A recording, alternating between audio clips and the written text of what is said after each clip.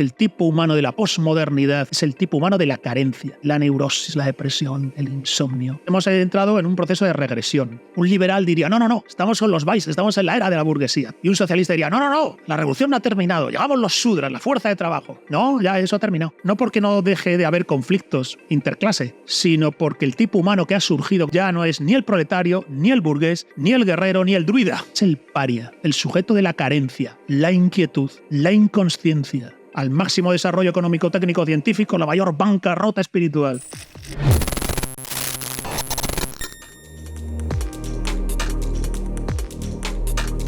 Bienvenidos una vez más al Refugio. Hoy tenemos a un invitado que seguro que todos conocéis. Él es Gonzalo Rodríguez. Gonzalo, muchas gracias por venir. Encantado, un placer estar aquí con vosotros en el Refugio. Has estado ya en Pedazos de Historia con Garín. Estás de colaborador con Jano, exacto. Sí. O sea que esta ya es tu casa. Sí, yo encantado. Yo apoyo completamente esta iniciativa, un espacio alternativo, diferente y disidente contra lo que sean los lugares comunes de la posmodernidad. Así que aquí hay que venir, aquí hay que estar. Estupendo. Pues para quien no lo conozcáis aún, que haya estado despistado del canal, Gonzalo Rodríguez es doctor en Historia, es escritor y guía en Toledo y Madrid para su propia empresa. Yo te conocía de mucho tiempo por Toledo Mágico. No he hecho todavía la ruta, que me encantaría hacerla, pero te conocí hace mucho tiempo en Facebook, que vi la página. Por las visitas, sí, anda. Sí. En Paseos Toledo Mágico, paseostoledomágico.es. Sí, eso. Hacemos rutas en Toledo, en Madrid, en el Museo Arqueológico, sobre el misterio, la leyenda, la tradición, la cosmovisión tradicional, en la historia, etc.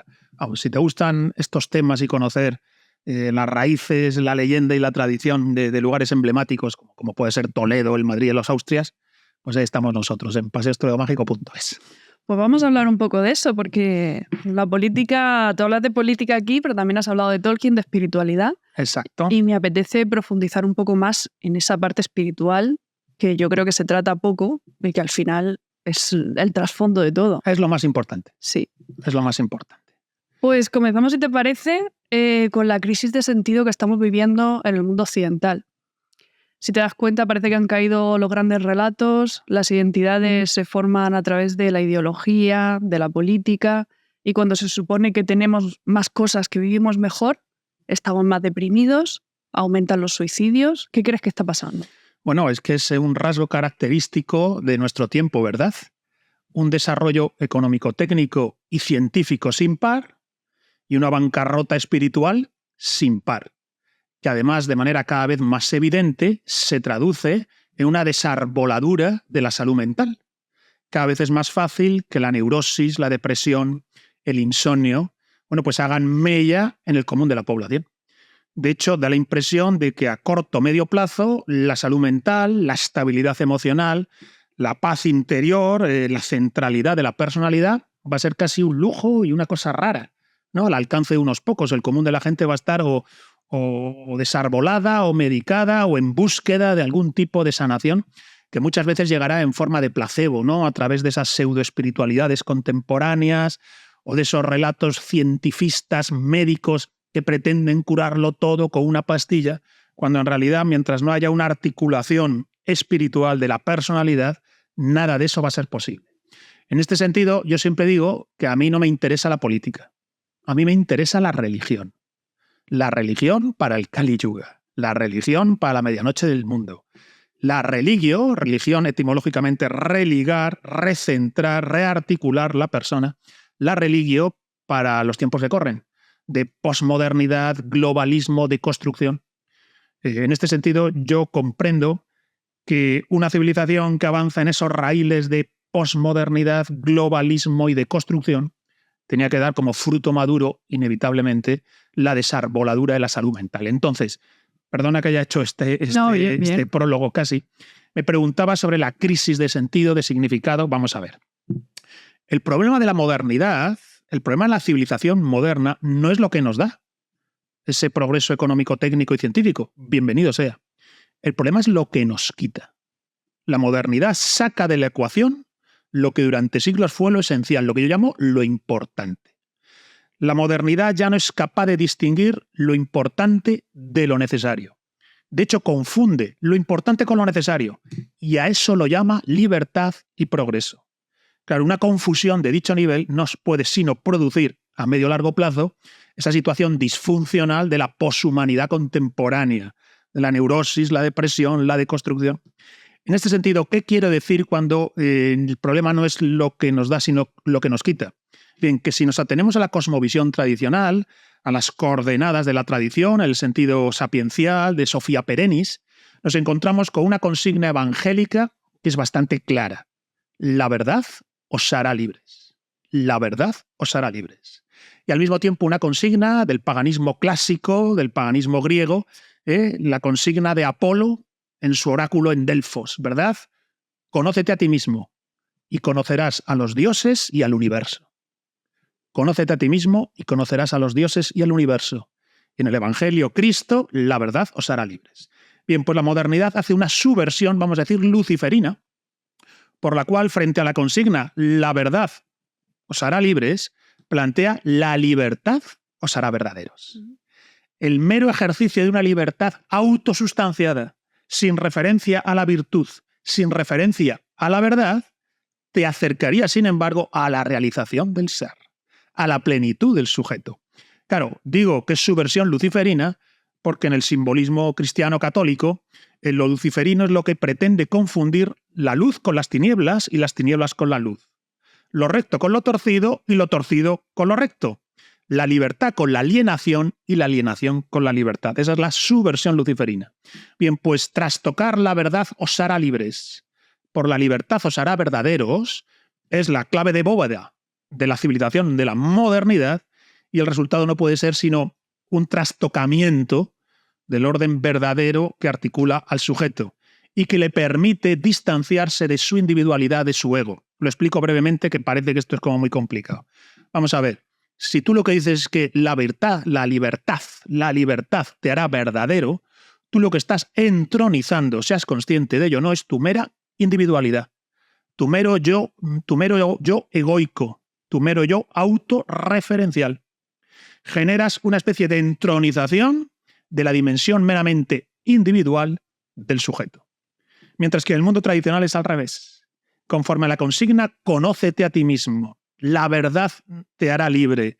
Conócete a ti mismo y conocerás a los dioses y al universo. Lo que se establece es un criterio supraindividual para articular la personalidad y sus decisiones. Es decir, si la verdad te hace libre, lo que haces es someter la individualidad a un criterio supraindividual, objetivo, ecuánime, lúcido, consciente, presente. La tradición lo que está planteando es una elevación ontológica y supraindividual de la personalidad. Es decir, lo importante sería ese argumento vertical de elevación ontológica de la personalidad, de elevación supraindividual de la personalidad, de establecer un yo esencial que gobierna y rige ese mero ego individual. En la clave platónica del pensamiento clásico griego, el auriga, los caballos, el carro, el yo esencial es el que es capaz de tener gobierno, hegemonicón, se dice en el estoicismo, gobierno de ese carro y de esos caballos. En una clave mucho más sencilla quizás de entender, la capacidad de discernir entre conciencia y psiquismo. Diferenciar el yo central del mero campo mental y el mero soporte psicofísico y emocional. Bien, todas estas claves que estoy tratando de dar y que no sé si se me está entendiendo, apelando a la psicología, al pensamiento clásico platónico, a una consigna evangélica, al oráculo de Apolo en Delfos, al final lo que nos están hablando es que la vida tendría, por un lado, un argumento vertical en el cual se establece un gobierno y señorío sobre ti mismo. Más allá de toda esa confusión identitaria de pensar que eres tu psiquismo, tu pensamiento, tu quiero, no quiero, me apetece, no me apetece, yo he vivido esto, yo he vivido lo otro. Nada de eso es suficiente para saber quién eres. Entonces el argumento vertical es esa elevación ontológica de la personalidad, lo importante. Y luego estaría el relacionarse con el mundo, el mezclarse con el mundo, el tener sustento en este mundo, lo que sería lo necesario. Siempre lo importante y lo necesario en el mundo tradicional han estado organizados de una clave jerárquica, vertical, orgánica, donde lo uno complementa al otro. Y jerárquicamente lo importante orienta la acción en el mundo para la obtención de lo necesario. Bien, pues todo eso es desarbolado por la modernidad. Se niega que exista lo importante. Se niega que exista una dimensión del ser supraindividual. Se niega que exista una dimensión de la personalidad supraindividual que tú debas establecer un criterio de verdad respecto de ti mismo, de lo que piensas, de lo que sientes, de lo que quieres. Claro, la entronización de la individualidad es la entronización de lo necesario respecto de lo importante. Es el mezclarse meramente en el samsara, que se dice ahora en la tradición budista, ¿verdad? El ente samsárico, el sujeto samsárico de la posmodernidad. Claro, el resultado final de esto también, ¿cuál es? Que claro, que todas las ideologías modernas se mueven en una ficción. O sea, no hay nada más lejano a la realidad humana que la modernidad y sus ideologías, que se mueven en una ficción, en una utopía, ya sea el liberalismo, el socialismo, el nacionalismo. Ellos ponen una utopía futura, hay una ficción por la cual llegaremos a un mundo perfecto. Hay una ficción por la cual nos hemos liberado de las cadenas de la tradición. No necesitamos ningún criterio de verdad, de autoridad espiritual para orientarnos. La libertad por sí misma nos conduce a la plenitud. Y entonces los liberalismos, los socialismos, los nacionalismos ponen una ficción futura. Y esa ficción no llega. La contingencia del mundo no se resuelve. La dimensión puramente carente de todo lo que es la realidad manifestada de la contingencia no se resuelve. El mundo no tiene solución desde dentro. Dice Buda, del samsara no se sale avanzando ni hacia arriba, ni hacia abajo, ni a izquierda, ni a derecha. Solo hay un núcleo extrasamsárico dentro de ti. Bien, pues en la medida en que la ficción no llega, llega la distopía. Los tiempos actuales, la poshumanidad contemporánea, eso que hemos llamado posmodernidad, globalismo, deconstrucción, bien, es una distopía en marcha. La ficción no ha llegado y estamos en distopía. Y esa distopía, por supuesto, acaba produciendo una sensación de desorientación, de falta de asombro, de falta de maravilla, de falta de centro, de falta de herramientas de autocentramiento, de escamoteo completo de ese argumento vertical, de esa dimensión de lo importante, de esa dimensión de lo incondicionado. Y entonces, efectivamente, los logros económico-técnicos y científicos de la modernidad, bienvenidos sean, pero el resultado final, la bancarrota espiritual. Por eso digo que no me interesa la política, me interesa la religión, o mejor dicho, la política no es suficiente. Solo la religión en su sentido perenne, eterno, absoluto, incondicionado, realmente te permite trascender el nihilismo de la modernidad. Y dicho esto, vaya, yo no sé si me van a decir, este tío está loco. Bueno, entre las pintas que llevo y lo que digo, pudiera ser, pero no. Eso es lo que pasa, sí, porque se habla de estos temas, siempre pasa eso. Bien, pero en definitiva, el mundo moderno te escamotea lo importante, te escamotea el argumento vertical, te escamotea ese conócete a ti mismo y conocerás a los dioses y al universo. Te escamotea la verdad, te hará libre. Te escamotea la posibilidad de una elevación ontológica y supraindividual de la personalidad que te permite gobernarte. Hegemonicón, dicen los estoicos. El gobernador de sí, del que habla Platón. El auriga, los carros y los caballos. Bien, pues todo eso es lo que es escamoteado. Considerado irrelevante, o mejor aún, confundido directamente con lo necesario. Mientras consigas desarrollar la esfera de lo necesario, la vida ya está hecha. Y no. La vida en términos puramente mundanos no es suficiente, es irreal. Te saca de la realidad del humano, del orden del ser que lleva al ser humano dentro de sí. Por eso los tiempos que corren son nihilistas y por eso la salud mental está desarbolada. Claro, es que lo que busca la gente ahora es esa libertad, pero sin conciencia de uno mismo. Esa libertad se convierte simplemente en seguir tus impulsos. En entronización de la individualidad. Exacto. En autodeterminación, la subjetividad se autodetermina sin apelar a ninguna instancia superior a ella.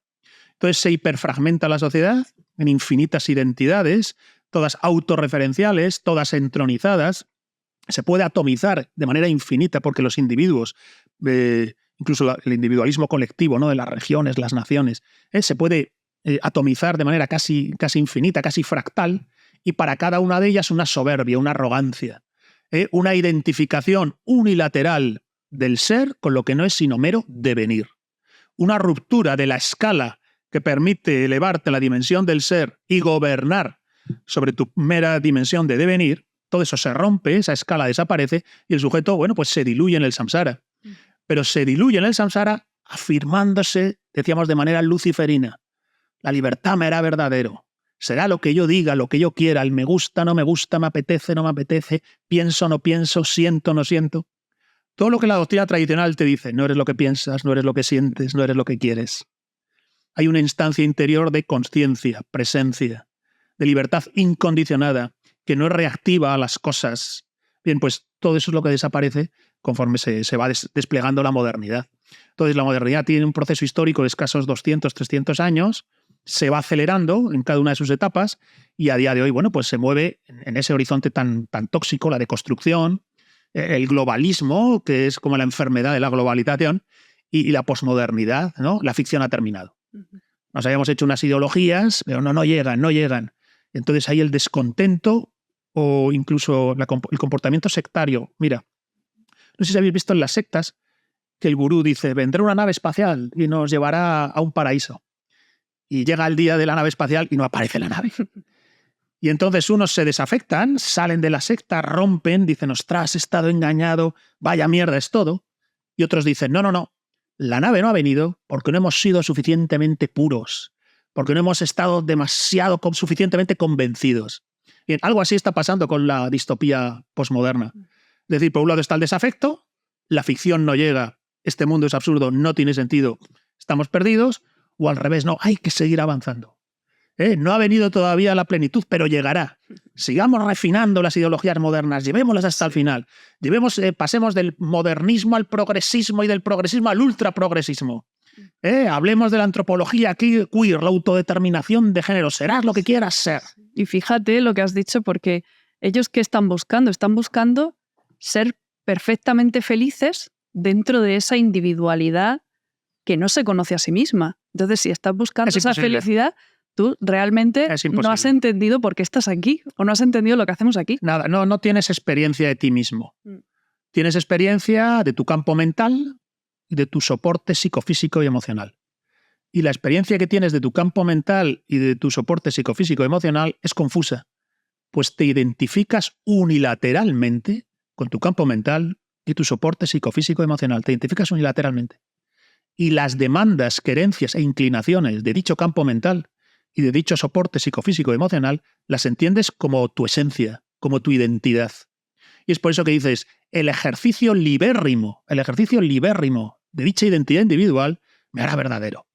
Mientras que en el mundo tradicional te están diciendo, cuidado, estás en estado de confusión, estás en estado de alienación, no sabes quién eres. Estás solo en el plano del devenir, de, por decirlo así, tu soporte material. Hay una dimensión del ser profunda a la que se llega a través de las disciplinas de autoconocimiento, la askesis, la arete, fruto de la askesis en el mundo griego, la aristeia, que tiene que ver con esa ascesis que lleva a esa excelencia interior, a esa plenitud interior, y entonces, claro, el argumento vertical de la vida desaparece y se confunde simplemente con los argumentos horizontales de afirmación de dicha individualidad, ya sea en el plano material, ya sea en el plano egoico, de un yo soy, dice yo soy esto que pienso, esto que siento, esto que quiero, sin comprender que hay un yo central, capaz de dirigir y gobernar a ese que dice quiero, no quiero, me gusta, no me gusta. Fíjate, en el mundo tradicional se habla de un proceso, ¿no? Que sería el nacimiento en inocencia, nacimiento en inconsciencia, y desde la inocencia y la inconsciencia entonces sí, la confusión, la alienación, la inanidad y el sufrimiento. El tipo humano del samsara, el tipo humano identificado unilateralmente con eso que en el budismo se llama samsara, está en estado de inconsciencia, confusión, alienación, inanidad y en última instancia sufrimiento. Bien, pues de aquí se sale primero con un aldabonazo que te puede dar la vida, que te invita a la búsqueda, al distanciamiento de todo eso que genera inanidad y sufrimiento. Y a partir de la búsqueda, en el esoterismo se dice el camino iniciático, el cual vas destilando la mónada interior, la mónada invicta, que dicen los neoplatónicos, de todo lo que es ese mero campo mental y soporte psicofísico emocional. Fíjate, en el budismo se utiliza el concepto samsara, dukkha y avidya, ¿verdad? Nosotros ni somos budistas ni hace falta que lo seamos, pero hacemos la abstracción, quitamos el contexto y nos quedamos con la perla de sabiduría. El samsara es el mundo de la carencia, el mundo de la contingencia, nunca para, siempre en movimiento. Siempre en movimiento, porque no tiene conciencia de que hay un centro. Está en avidya, en ignorancia. Y como está en ignorancia, tiene lo que el budismo llama dukkha, es la sed, la sensación de carencia, de inquietud, la falta de calma profunda. Cuando te enteras, no, ansiedad, ansiolíticos, depresión, insomnio, agitación, dices, claro, es que estáis en dukkha. No tenéis centro, no tenéis vertical, no tenéis eje. Toda la doctrina tradicional en sus vestiduras religioso-paganas de la Grecia antigua, Por supuesto, en este budismo que he hecho referencia, en la tradición cristiana, los padres del desierto, las enseñanzas del Espíritu Santo, ¿no? Lo llaman así ellos, en los padres del desierto. La construcción de una vertical, de un centro, de un autocentramiento, de una personalidad descondicionada, liberada del mero psiquismo, del mero campo mental, capaz, entre comillas, de domesticar el soporte psicofísico en el que, entre comillas, estás encarnado. Bien, pues todo eso, que es el argumento vertical, que es lo importante, ha quedado subsumido, confundido, desplazado por el culto a lo necesario, ¿verdad? Dice Cristo del Evangelio, buscad el reino de Dios y su justicia. Lo demás se os da por añadidura. Fíjate qué bonito. Buscad el reino de Dios y su justicia. Lo demás se os da por añadidura. Pero luego, en otro momento del Evangelio, dice, el reino de Dios está dentro de vosotros. Fíjate, ¿no? Buscad el reino de Dios y su justicia. Lo demás viene después. ¿Y dónde está ese reino? El reino está dentro de vosotros. Dice Apolo en Delfos, conócete a ti mismo y conocerás a los dioses y el universo.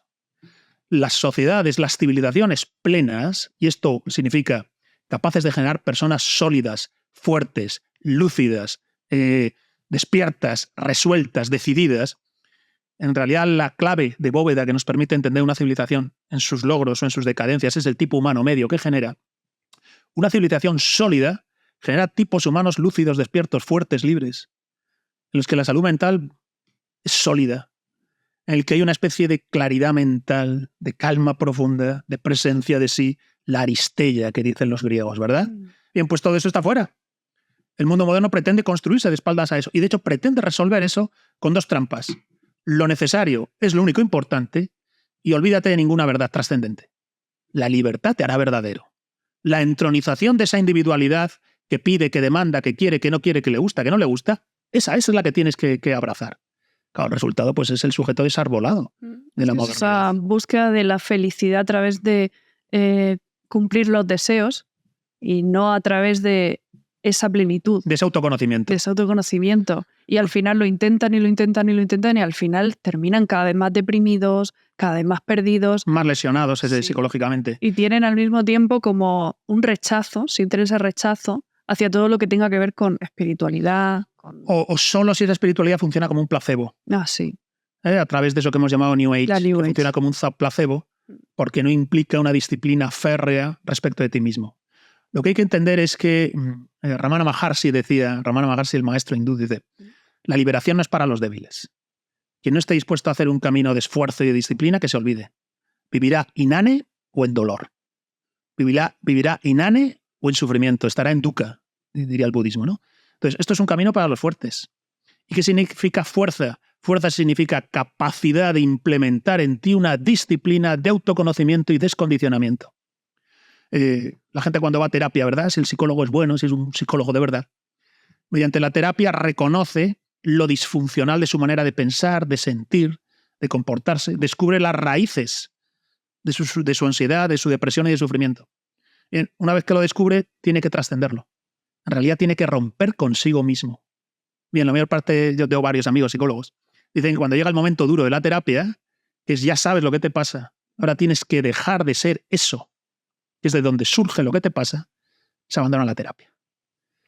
Claro, cuando tienes que descubres lo que te pasa, descubrir lo que te pasa, baja la inflamación, calma el miedo, sí, calma la ansiedad, pero hay un siguiente paso, que es deshacerte del yo fenomenológico, del yo puramente biográfico, individual. Esto me pasó, esto no me pasó, esto lo pensé, esto lo sentí. Bien, frente a ese yo fenomenológico, en realidad diminuto. El romper con eso para abrirse a esa instancia supraindividual de un yo central, esencial, universal, que no está hecho de siento, no siento, quiero, no quiero, sino que está hecho de lucidez, objetividad, mirada calma, mirada profunda, señorío y gobierno de sí, vivir atento y vigilante respecto de ti mismo. Esto que quiero, esto que busco, esto que persigo, bueno, yo tengo que domesticarlo y mandarlo yo. No puedo estar encadenado a este mero yo fenomenológico que apenas es nada. Y que es una cosa muy pequeña y diminuta, muy triste. Y que además es incapaz de contemplar la vida a los ojos. Es incapaz de ver la maravilla, le falta mirada poética, le falta pensamiento mítico y luego, por supuesto, es incapaz de la verdad. Es decir, la muerte, la enfermedad y la vejez. Hay que decírselo a la gente. Sabes que te vas a morir. Lo sabes, no lo piensas nunca. Sabes que todas las personas que quieres van a morir. Sabes que no vas a escapar. Que si no mueres ahora, será luego. Y con un proceso previo de vejez y decrepitud, y quizás con una enfermedad desgarradora. Sabes que todo lo que te rodea desaparecerá. Sabes que el Himalaya, ¿no? Esas montañas maravillosas que impresionan, algún día serán también polvo y cenizas, que el mismo sol que brilla se apagará.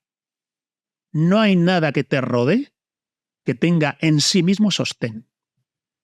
Nada se sostiene por sí mismo. Hay la fuente del ser y el devenir. El plano del ser y el plano del devenir. En la tradición hindú, los que lo conocéis, es la esvástica, ¿verdad? Los brazos que se mueven, el mundo manifestado. Sí. Siempre en movimiento, pero con un cambio ordenado, el Dharma. Porque en el centro, ¡pum!, el absoluto, el Parabrahman.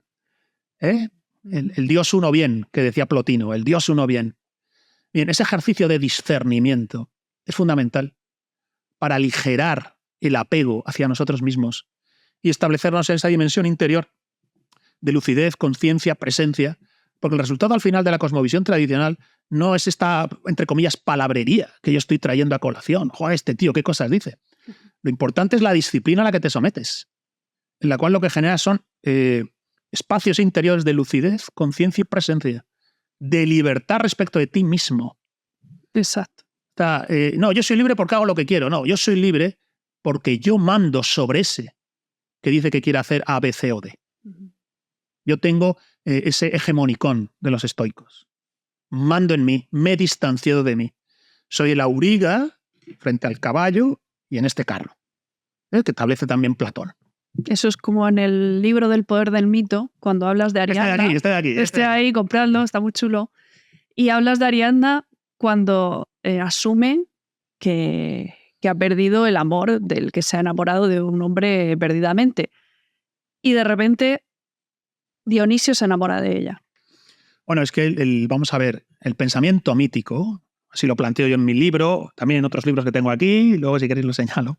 El pensamiento mítico es el lenguaje propio de la cosmovisión tradicional. Las verdades de la vida no se conocen a través de Adam Smith y la riqueza de las naciones. Las verdades de la vida no se conocen a través de Carlos Marx y el Capital. Y las verdades de la vida no se conocen a través del discurso a la nación alemana de Fichte. Los liberalismos, los socialismos, los nacionalismos no dicen verdad porque están incompletos.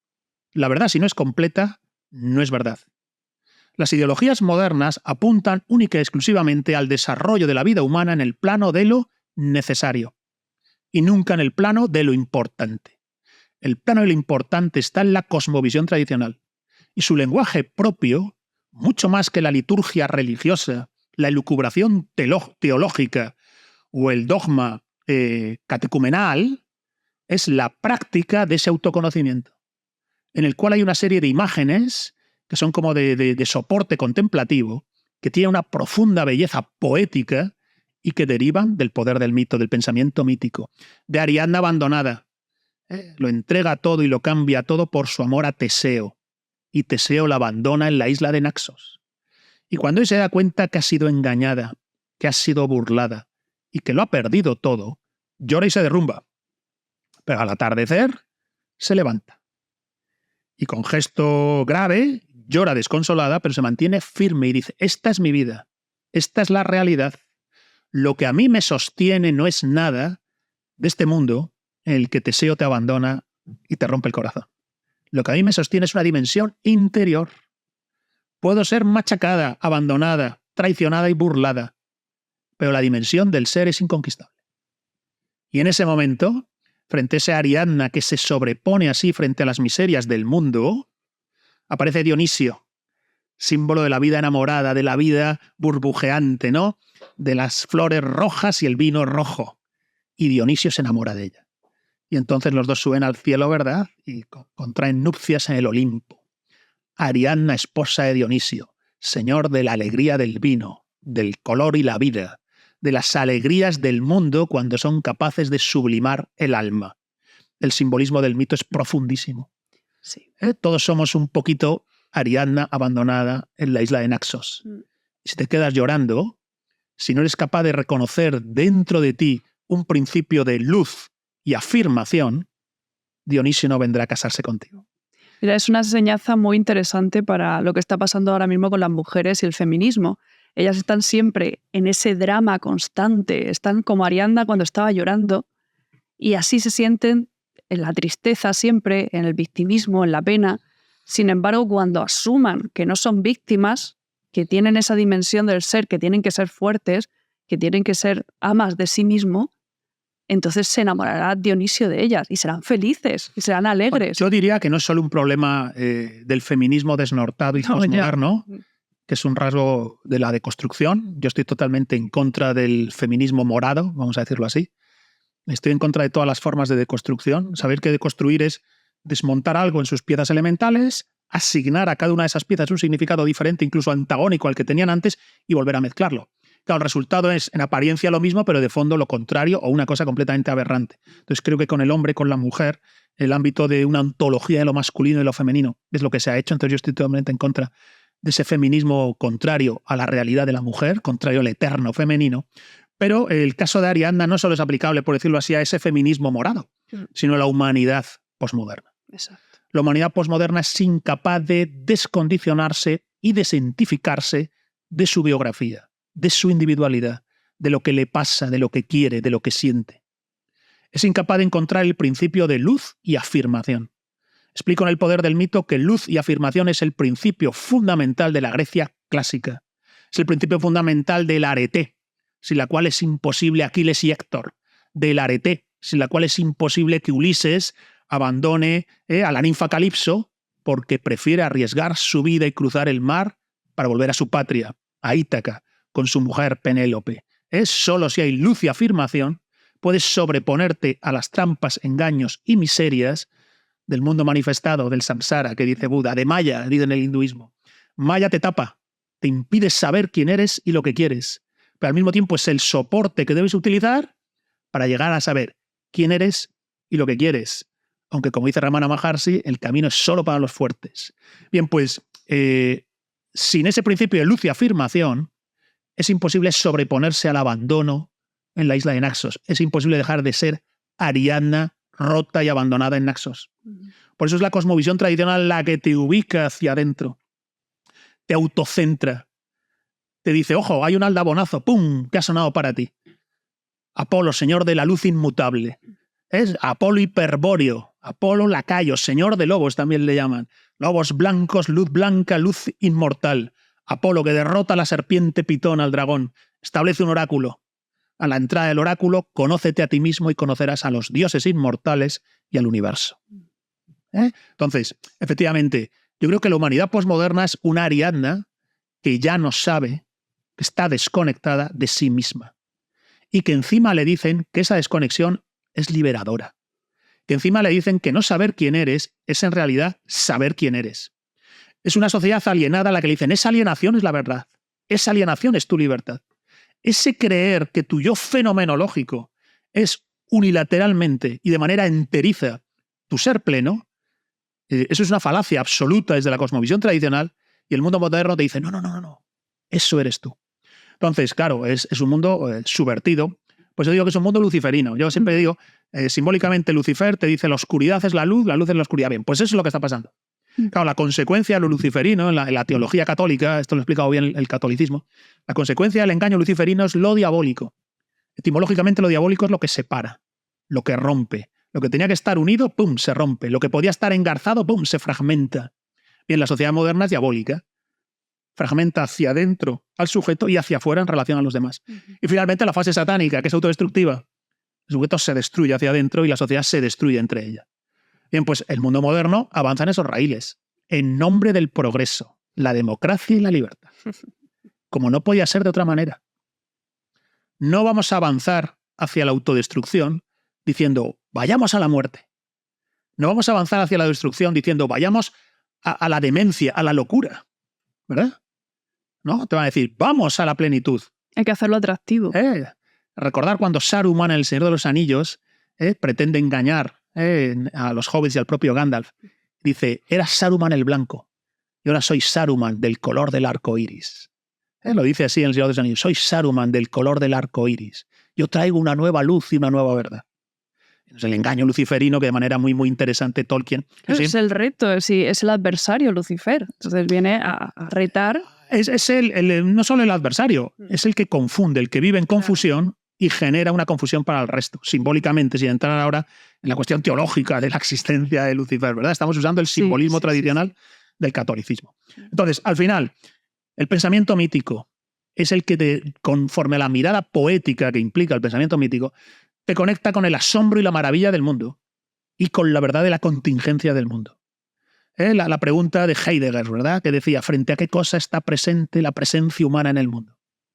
El existencialismo, ¿frente a qué cosa está presente la presencia humana en el mundo? Bien, los existencialistas no saben responder.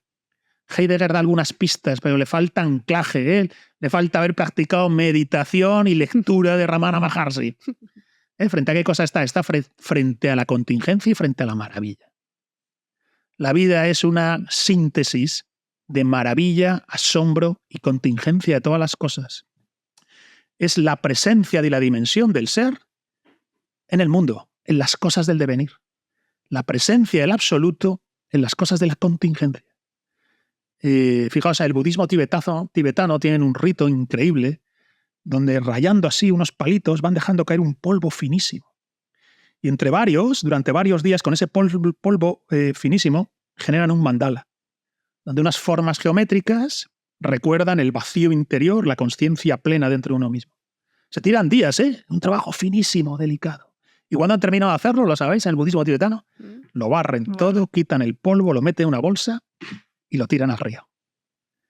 Eso mismo que durante días les ha supuesto un trabajo minucioso, detallado, de talento y arte y concentración, una vez se ha hecho, una vez contemplado, se barre, se mete en una bolsa y se tira al agua.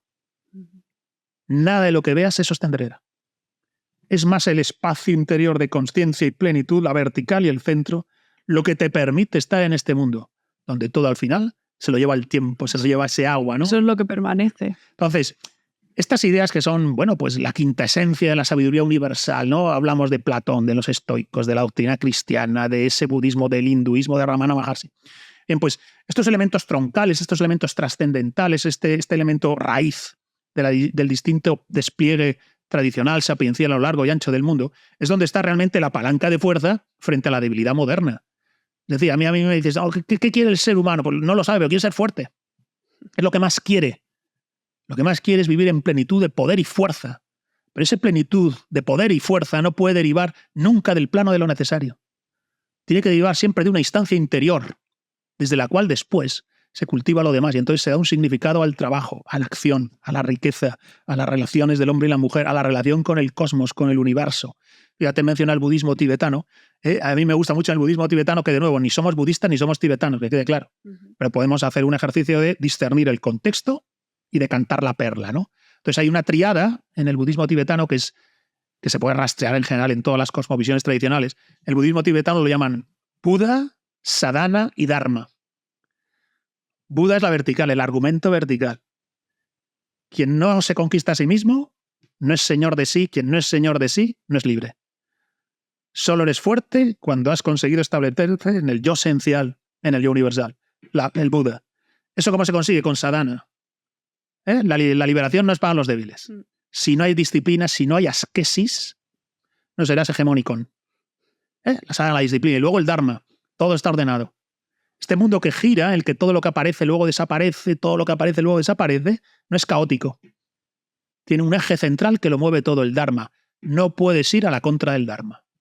No puedes vivir de manera adármica. Bien, la modernidad es adármica.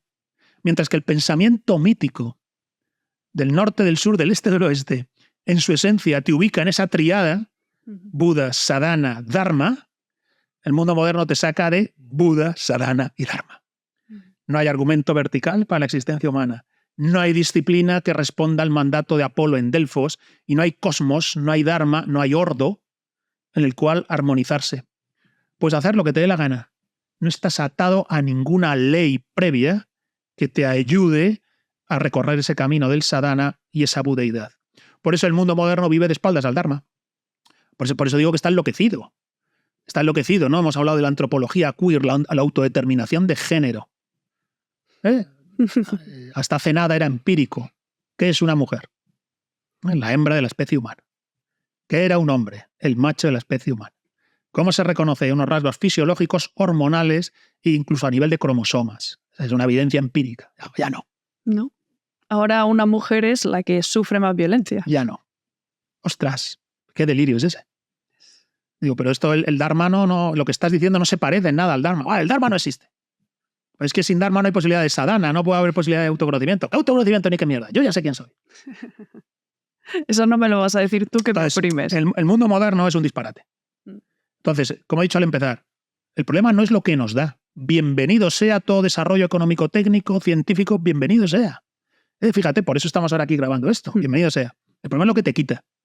Cuando pretende que no existe lo importante, que no existe el argumento vertical, o que todo argumento vertical o toda dimensión del ser, todo lo que sea lo importante, se confunde con lo meramente necesario y con la mera consigna luciferina de la libertad te hará verdadero, no hay verdad que te vaya a liberar. Que en nuestro mito fundacional civilizatorio, que es el de Jesús, fíjate que al final su máxima libertad está en su sacrificio. Entonces tú imaginas de este modo cómo la gente va a poder entender algo así, si para ellos su visión de la libertad es tan pequeña.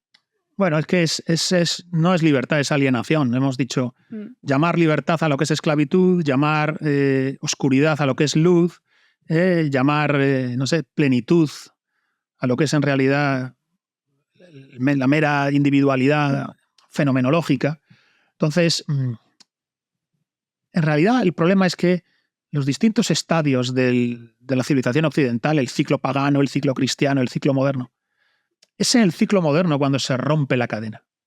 Es decir, el mito fundacional pagano tiene mucho que ver con cómo empieza la Odisea, ¿verdad? Cuando Calipso le dice, quédate aquí, Ulises. Aquí nunca enfermarás, nunca envejecerás, nunca morirás. El clima siempre será plácido y yo siempre seré hermosa y siempre me desearás. ¿Por qué abandonas esta isla? ¿En pos de qué? Y él dice, porque yo tengo que llegar de vuelta a Ítaca, reencontrarme con mi mujer Penélope, porque tengo misión, tarea, encomienda y cruzada, porque no puedo abandonarme a ningún paraíso terrenal, porque no quiero ninguna dimensión de terrenalidad. Quiero en mí aquello que es superior a toda terrenalidad y que pasa por la posibilidad de renunciar a mí mismo. Cuando le dice a Calipso, no tengo miedo a morir en las olas del mar.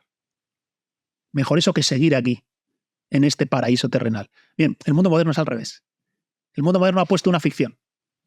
Al final del liberalismo llegaremos a la isla de Calipso. Sí. Al final del socialismo llegaremos a la isla de Calipso. Al final del nacionalismo llegaremos a la isla de Calipso. Bien, pues el hombre tradicional dice, yo no quiero la isla de Calipso. Recorreré mi camino, haré mi cruzada, mi misión y mi tarea, aunque muera en el intento. Porque lo que hay en mí es más grande que nada de lo que cabe en este mundo. Más allá de la vida, más allá de la muerte. Se te queda pequeña la vida, se te queda pequeña la muerte. En la medida en que trabajas en la dimensión de lo incondicionado. Entonces, bueno, pues efectivamente, es que el mundo moderno, el problema no es lo que nos da, es lo que nos quita. Y por eso me gusta decir que no nos interesa la política, nos interesa la religión. La religión para el Kali Yuga, para la medianoche del mundo. ¿Y cómo podemos dar herramientas a la gente que tiene tanto rechazo hacia términos como Dios, religión, para que puedan empezar a engancharse o a abrirse o a buscar? Pues mira, vamos a ver. Yo diría que se olvide de todo lo que he dicho hasta ahora. Arete, askesis, sadhana, Buda, Dharma, la verdad os hará libres, buscad el reino de Dios y su justicia, el reino de Dios está dentro de vosotros. Olvidémonos ahora de todo eso. Eso yo no sé si me he explicado bien, mal o regular, o me he ido por las ramas, olvidémonos ahora de todo eso. Y simplemente aplícate durante un tiempo ese decálogo que voy a trasladar, ese decálogo que tiene el mundo tradicional, como herramienta o vía de autoconocimiento, de liberación, de conquista interior. Entonces, no va a producirse ningún cambio sin disciplina. La liberación no es para los débiles. Insiste Ramana Maharshi. No vengas aquí lloriqueando. No te puedo ayudar. No vengas aquí lamentándole. No te puedo ayudar. Te tendrás que poner en pie como Ariadna en la isla de Naxos y vendrá Dionisio. Bien. ¿Cómo te pones en pie? Bueno, pues mirad, yo lo extraigo de distintas tradiciones, pero el camino del arete, el camino de la aristella, pasa en primer lugar por una disciplina de la mente. Vivimos en nuestro campo mental. Se nos olvida todo el rato. Vivimos en identificación unilateral con nuestro campo mental. Bien, pues aquí hay que hacer un ejercicio de discernimiento. La primera disciplina es la que es capaz de separar la conciencia del psiquismo. La conciencia del mero burbujear psíquico, de cómo la mente segrega psiquismo, cómo el cerebro genera mente y la mente genera psiquismo. Y en ese burbujear del psiquismo establecer un estadio interior de distancia, de contemplación, de descondicionamiento. Las disciplinas primeras son las de la mente. Quien no sea capaz de estar en silencio interior mientras habla, mientras camina, mientras entrena, mientras trabaja. Quien no sepa estar en esa conciencia presente, más allá de su mero burbujear psíquico, quien no sea capaz de desidentificarse seguirá en el campo mental, con toda la vulnerabilidad y con todo lo voluble que es el mero campo mental. La primera disciplina de la mente. La segunda, la del discernimiento. Utilizaremos el discernimiento, la inteligencia, y diremos aquello que es de aquello que no es, lo recto de lo torcido, lo verdadero de lo falso, lo que se sostiene por sí mismo y lo que nunca puede sostenerse por sí mismo. Todo lo que te rodea desaparecerá. No hay nada que venza a la muerte. El sol se apagará. El sistema solar algún día desaparecerá. No te puedes apegar ni confiar en que nada de lo que te rodea tiene sostén en sí mismo. Y sin embargo, puedes abrirte a la intuición del sostén de todas las cosas, de la fuente del ser y del mero despliegue del devenir. El ejercicio de discernimiento, lo verdadero de lo falso, lo recto de lo torcido, la libertad de la esclavitud, la fuerza de la debilidad, la personalidad de la mera individualidad, el yo central del mero yo fenomenológico, la disciplina de la mente, la disciplina del discernimiento. A partir de aquí, la disciplina de la acción, karma yoga, que se dice en el Bhagavad Gita, ¿verdad? La acción pura, la acción desnuda, la acción sin residuo, sin espero feedback, quiero, no quiero, me gusta, no me gusta, me apetece, no me apetece. Lo que debe ser hecho, debe ser hecho. La acción en el sentido del deber puro. Cuando muere Buda, la última frase, lo que debe ser hecho, debe ser hecho. La acción pura, la acción desnuda, la disciplina de la acción pura. La cuarta disciplina, la de la oración. No vas a poder con tus propias fuerzas, querido. No confíes en tu mera individualidad. No confíes en tu mero carácter, ¿no? Aguerrido, ¿no? Ten el momento de humildad. Ayúdame, Señor, que mi barco es muy pequeño y tu océano es muy grande, dice Lope de Vega, ¿verdad?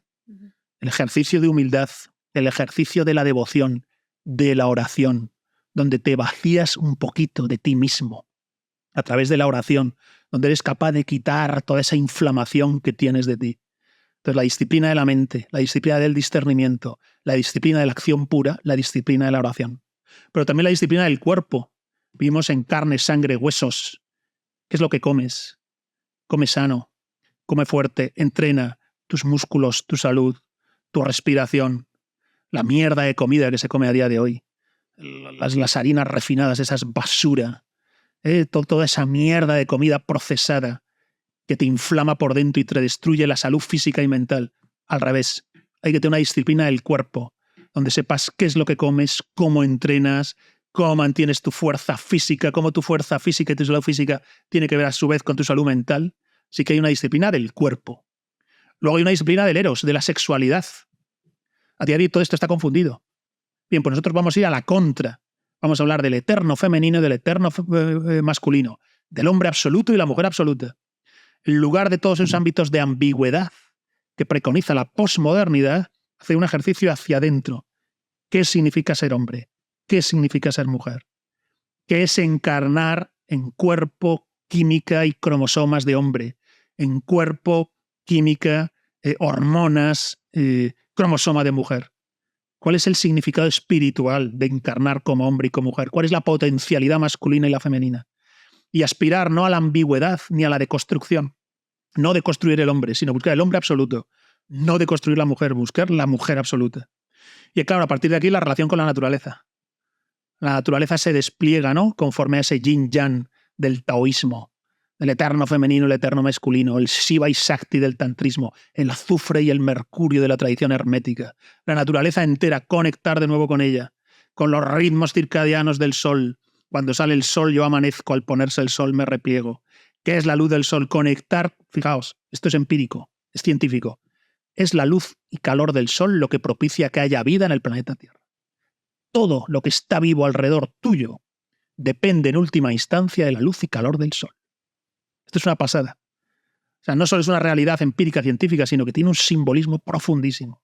Bien, pues conectar con esa naturaleza y armonizarse con ella. Vivir de manera completamente dármica. Nunca a la contra de dicho orden natural. Y luego la dimensión del trabajo. ¿Qué significa el trabajo? ¿Qué significa lo que hago? ¿Qué aporto con lo que hago? No vivir solo para el rédito material que genera el trabajo, sino qué introduzco yo en el mundo mediante mi trabajo.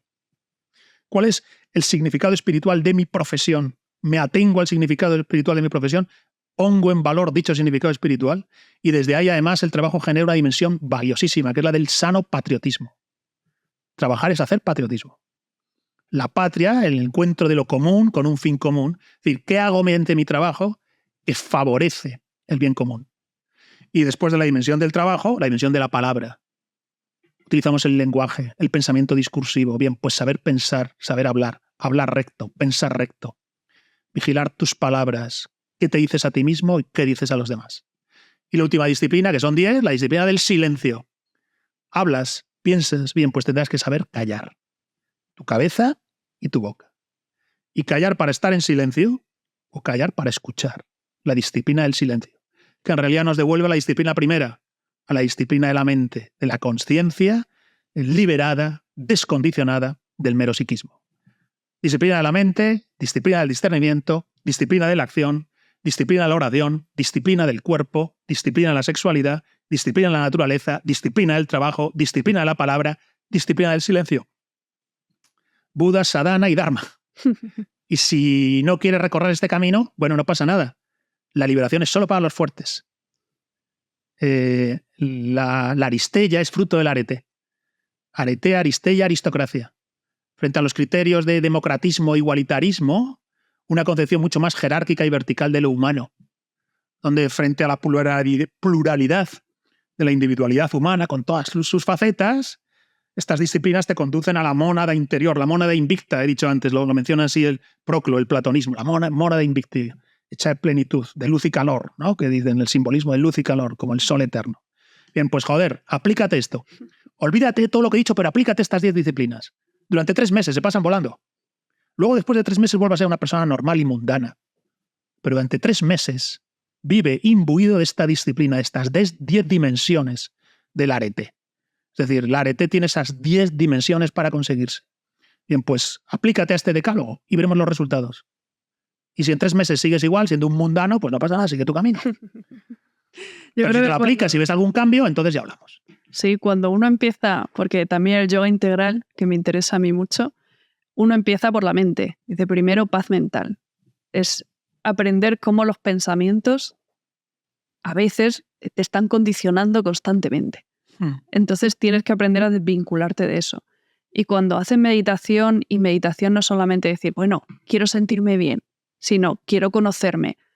Incluso meditación activa, cuando estás andando, cuando estás haciendo cosas. Al final empiezas a descubrir esa dimensión interior. De conciencia. Y cuando la descubres, ya no hay vuelta atrás. No hay vuelta atrás.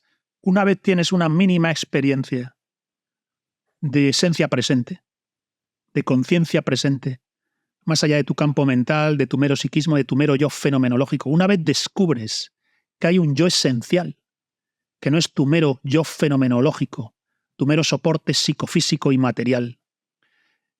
Una vez descubres que hay un yo esencial que no es el mero campo mental y su burbujear, y esa consciencia tiene centralidad, verticalidad, tiene una potencialidad tremenda de calma profunda, de lucidez, de objetividad, de empoderamiento, de fuerza interior invulnerable. Claro, la cosa cambia. Aunque lo palades por unos segundos, sabes que ese es el camino y que esa es la verdad. Y que efectivamente existe lo importante, el argumento vertical, y lo necesario, el argumento horizontal. Y que el mundo moderno está enfermo porque ha confundido lo horizontal con lo vertical, lo importante con lo necesario. Y no solo lo ha confundido, sino que encima ha dicho que eso es la libertad. Y dices, bueno, no tenéis razón. No tenéis razón, estáis equivocados. Lo que llamáis libertad es alienación. Es vivir en dukkha, en carencia. El estado de carencia es el rasgo característico de nuestro tiempo. Yo digo que nuestro tiempo es la era del paria. Fijémonos, nos vamos a las leyes de Manu en el hinduismo, donde simbólicamente podríamos extraer un simbolismo, ¿no? Que es el del tipo humano. el tipo humano brahman de la autoridad espiritual, el tipo humano kshatriya de la autoridad física, guerrera, política, del valor y el coraje, el tipo humano vaisya de la logística, de la prosperidad, de la riqueza, el tipo humano shudra de la fuerza de trabajo. Bien, pues hay un tipo humano que no tiene lugar en este conjunto orgánico, que no tiene ni referencia a la dimensión espiritual, ni a la dimensión político-militar, ni a la dimensión logística económica, ni siquiera a la dimensión de la fuerza del trabajo, que es el paria. El simbolismo del paria es que él está en estado completo de carencia. No tiene núcleo extrasamsárico, es incapaz de hacer el viaje hacia adentro, hacia el núcleo extrasamsárico, hacia la mónada invicta. Es incapaz de ir a su centro. Es puro samsara, pura carencia. Bien, pues yo digo que el mundo moderno es la era del paria. El tipo humano de la posmodernidad, el globalismo y la deconstrucción es la era del paria. Es el tipo humano de la carencia. Está en estado de carencia constante. Y a partir de ahí, la neurosis, la depresión, el insomnio. Pero no solo eso, sino la ideologización de todas las cosas. Entonces hemos entrado en un proceso de regresión antropológica. Si asumimos simbólicamente esas leyes de Manu, el Brahman, el Kshatriya, el Vaisya, el Shudra, pues hemos ido cayendo, estamos en la era del paria. Claro, un liberal diría, no, estamos con los Vaisya, estamos en la era de la burguesía, triunfó la Revolución Francesa. Y un socialista diría, no, la revolución no ha terminado, llegamos los Shudras, la fuerza de trabajo, la clase trabajadora será el sujeto político del futuro. No, ya eso ha terminado. La guerra entre burgueses y proletarios, la guerra entre Vaisyas y Shudras ha terminado. No porque no deje de haber conflictos interclase, sino porque el tipo humano que ha surgido como protagonista de nuestro tiempo ya no es ni el proletario, ni el burgués, ni el guerrero, ni el druida. El tipo humano característico de la modernidad es el paria. El tipo humano puramente samsárico, el sujeto de la carencia, la inquietud, la inconsciencia. Detrás de él siempre está el inconsciente, manejándolo todo. No hay ninguna dimensión de consciencia y de presencia. El tipo humano paria está siempre en una inconsciencia que le sostiene en todo, en su campo mental. Mientras que el tipo humano tradicional, en su sentido eminente, la aristeia, es capaz de decir, no soy esta inquietud, no soy esta carencia, no soy esta inconsciencia, no soy este psiquismo, no soy este yo fenomenológico. Vivo a través de todo esto, pero no soy esto. El tipo humano paria dice, soy todo esto. Soy la carencia, la inquietud, la inconsciencia, el psiquismo, mi mero yo fenomenológico. Por eso digo que hemos llegado a la era del paria, al máximo desarrollo económico, técnico, científico, la mayor bancarrota espiritual. El tipo humano de la posmodernidad, el paria, el tipo humano de la carencia. Bien, pues nosotros a la contra. Tenemos que decir, voy a ser justo lo contrario de un paria.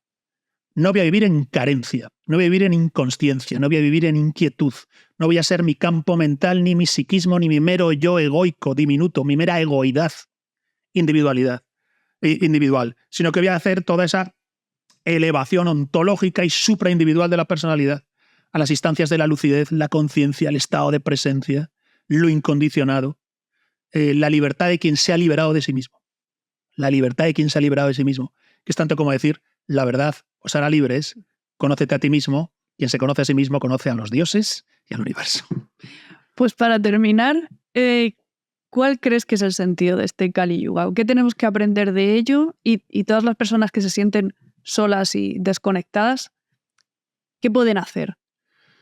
Bueno, pues vamos a ver, yo diría, el que esté a disgusto, el que note que no encaja con la civilización del nihilismo, de la poshumanidad, que lleve su disgusto hasta el final, que escarbe en él, que diga, ¿de dónde me viene este disgusto? Que sea valiente y cruce todos los puentes, que cruce al otro lado y queme el puente, que no dé marcha atrás, que lo lleve hasta el final, que sea radical y absoluto. Y entonces se irá acercando a la tradición en su sentido absoluto, integral, perenne. Sanatana Dharma, se dice en la India, ¿verdad? La tradición eterna, a la quintesencia de la sabiduría. Si lleva su disgusto hasta el final, no podrá evitar adquirir fuerza. Hemos dicho que Ramana Maharshi dice, la liberación es solo para los fuertes. Quien quiera despertar a esa fuerza que todo lo puede, que permite la conquista de sí, que lleve su disgusto hasta el final, que diga, ¿por qué? ¿Por qué estoy a disgusto? ¿De dónde surge este desafecto profundo que siento hacia la posmodernidad, el globalismo y la deconstrucción? Si lo lleva hasta el final, germinará en él la fuerza, la palanca de fuerza que permite cruzar al otro lado, quemar el puente, y entonces sí, formar parte de los fuertes, no de los parias, ¿verdad? Y luego entender también que esto no tiene arreglo a corto o medio plazo, que hay que surfear la ola, que vamos a tener que cabalgar el tigre, ¿verdad? Como en esas imágenes del Bama Marga en la India. Hay que cabalgar el tigre, hay que surfear la ola. Ya no hay manera de restitución a una cosmovisión espiritual sólida, integral, verdadera, llegado a este punto de despliegue del Kali Yuga. Entonces, no va a ser fácil ni posible a corto o medio plazo que haya una herramienta política que dé contestación a esto. Por eso insisto, no nos interesa la política, nos interesa la religión. La religión para el Kali Yuga, que es una religión en este sentido ya eterna, una religión perennis. Entonces, surfear la ola, cabalgar el tigre, convertir la noche en oportunidad, el veneno en elixir, que la bestia del fin del mundo, que el dragón, responda a tus espuelas. Esa es la vía de la mano izquierda. En el sivaísmo tántrico, en el sivaísmo de Cachemira, en el Vijnana Bhairava Tantra, ¿no? Que se dice, la misma malla que te tapa, la utilizarás para elevarte. La propia experiencia mundana y cotidiana de vida, que podría alienarte y taparte y sumergirte en el samsara, la utilizarás como palanca de fuerza, de conquista interior y elevación supraindividual ontológica de la personalidad. Es decir, conviertes este mismo mundo en soporte, palanca y trampolín para ir más allá de la vida y de la muerte, más allá del devenir, al plano del ser. Y entonces lo bueno, lo malo, lo regular te sirve. Frente al estado de carencia de Ariadna llorando desconsolada, al estado de plenitud, donde Ariadna se levanta y dice, esto mismo que me pasa, me conduce a la luz y la afirmación. Y entonces Dionisio se enamora de Ariadna, y pues eso es lo que hay que hacer. Convertir lo bueno, lo malo y lo regular, la propia experiencia cotidiana y mundana de vida, en todo su asombro, maravilla, miseria, contingencia, fatiga y fastidio, todo te sirve, todo lo utilizas. Todo se convierte en utillaje, para el argumento vertical, para lo importante. Eso es lo que llaman en India también el rasa o el deleite, que es cuando incluso el sufrimiento y el mal lo vives igual que la alegría, la felicidad. Lo utilizas. Exacto, todo tiene su sentido, todo encaja. Todo lo utilizas. Todo se convierte en utillaje y herramienta. En el sivaísmo tántrico esto es muy evidente. Siempre ha sido así. Todas las tradiciones al final han apelado, fijamos en el cristianismo, el papel del Espíritu Santo en los padres del desierto. La apelación al Espíritu Santo, todo lo puede, todo lo vence. No hay nada en mí que pueda ser devorado por el mundo si en mí está el Espíritu Santo. Entonces, lo bueno, lo malo, lo regular, todo te sirve, todo es utillaje. Y es entonces que dices, sí, así surfeo la ola, así cabalgo el tigre. La medianoche del mundo será la oportunidad para cosechar frutos incluso más luminosos que lo que se podían haber cosechado en el Satya Yuga, en la edad de oro, ¿verdad? Llegada la edad del hierro, para quien sepa surfear la hora, llegado el Kali Yuga, para quien sepa cabalgar el tigre, podrá obtener mayores perlas de luz y calor, mayor conexión con la mónada invicta, que decían los platónicos, que incluso en una edad más favorable y menos tapada, menos oscurecida que la actual. Sí. Es la era de caballeros oscuros, ¿no? Bueno, el caballero oscuro es una imagen, yo lo he utilizado a veces en alguno de mis textos y presentaciones. La idea del guerrero oscuro, ¿verdad? Ya no estamos en el tiempo del caballero de la brillante armadura que derrota al dragón, sino el caballero oscuro que monta el dragón y lo gobierna, ¿verdad? Es la imagen de cabalgar el tigre. Porque es que es verdad que el despliegue de la posmodernidad es total. Vivimos en una distopía en tiempo real. Estamos literalmente viviendo una distopía en tiempo real. Entonces, no va a cambiar porque cambia el gobierno. A corto o medio plazo no va a haber posibilidad de darle la vuelta a la tortilla. Sin embargo, dentro de ti sí. Dentro de ti puedes convertir esta medianoche del mundo en oportunidad y el veneno en elixir, ¿verdad? Y la bestia del fin del mundo responde a tus espuelas, ¿no? Surfear la ola, cabalgar el tigre. Estamos en ese punto. Por eso insisto que sin dejar por mi parte, ¿no?, de reflexionar en ámbitos políticos, yo a veces pues tengo que hablar, a mí me preocupa mucho la anti-España, ¿no?, la narrativa anti-española, separatista, la España inane, el globalismo, etc. Bien, en realidad todo eso es secundario y subsidiario de lo que realmente es importante, que sería el romper con el paradigma moderno y volver a la verdad os hará libres. Frente a la libertad os hará verdadero, frente al engaño luciferino, la consigna evangélica, la verdad os hará libres. Pues muchas gracias, Gonzalo. Con esto lo vamos a dejar. Ahí hemos dejado también sus libros. Sí, El poder del mito. El poder del mito. Y aquí tengo, fijémonos, Hispanofilia, España frente a su destino, donde a partir de las coordenadas que aquí he planteado, bueno, pues reflexiono sobre la situación actual de España y su propia historia. Esta fue mi tesis doctoral. Oiga, que lo tiro. Esta fue mi tesis doctoral. Los celtas, héroes y magia. La tesis se llamó La tradición guerrera de la Hispania céltica. Un estudio de cómo la ética y la espiritualidad heroicas de la España prerromana, el ámbito céltico, bueno, pues estaban imbuidos de esa doctrina sapiencial, de esa vertical, de esa elevación ontológica de la personalidad. Y luego el libro que he escrito junto a mi compañero Daniel Gómez, Historia de los pueblos bárbaros de Europa. Historia de los pueblos bárbaros de Europa. Nosotros decimos que la identidad europea es Grecia, Roma, la cristiandad y los bárbaros. Grecia, Roma, la cristiandad y los bárbaros. Y si me permites, incluso tengo aquí uno, que yo creo que se agotó ya la edición.